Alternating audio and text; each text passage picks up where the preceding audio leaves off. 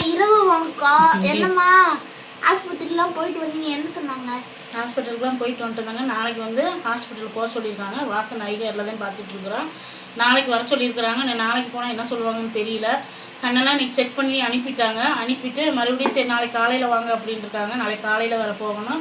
நாளைக்கு அப்பா லீவு தான். இன்னைக்கு வரும்போது 5 ரூபா சப்பாத்தின்னு சொல்லி போட்டுட்டு இருந்தாங்க.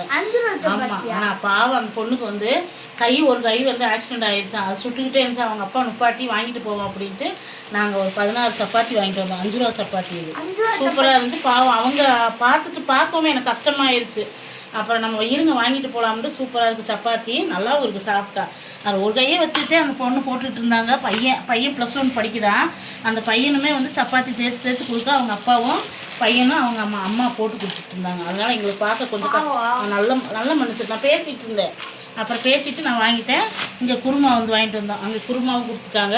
பரவாயில்ல, நம்ம 100 ரூபாய்க்குள்ளே நைட்டு டின்னர் வாங்கிட்டு வந்தாச்சு. 20 ரூபாய் குருமா, சப்பாத்தி வந்து 5 ரூபா. நல்லா இருக்குது.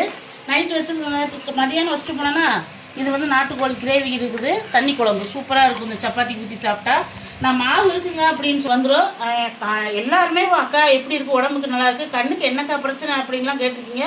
உங்களுக்கு ஒரு பெரிய வீடியோவில் லாங் வீடியோவில் நான் சொல்கிறேன் ஃப்ரெண்ட்ஸ். எல்லாருமே என்னை கேட்டதுக்கு ரொம்ப ரொம்ப நன்றி. ஹரிஷ் உள்ளே உட்காந்துருக்கான். அவனுக்கு சாப்பாடு சப்பாத்தி தான். எல்லாத்துக்குமே இன்றைக்கி சப்பாத்தி. என்ன தங்கா சாப்பிட்லாமா?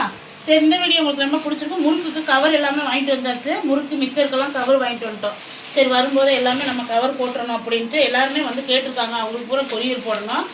அதனால் வந்து கவர், பெரிய கவர் 1 கிலோ 1/2 கிலோ எல்லாமே கவர் வாங்கிட்டு வந்துட்டோம். இன்னும் நாளைக்கு கொரியர் போட ஆரம்பிச்சிடுவோம் ஃப்ரெண்ட்ஸ். எல்லாத்துக்கும் இன்றைக்கி லேட் ஆகிடுச்சு, ஹாஸ்பிட்டல் போயிட்டு வந்ததுனால நாளைக்கு கண்டிப்பாக போட்டுருவோம்.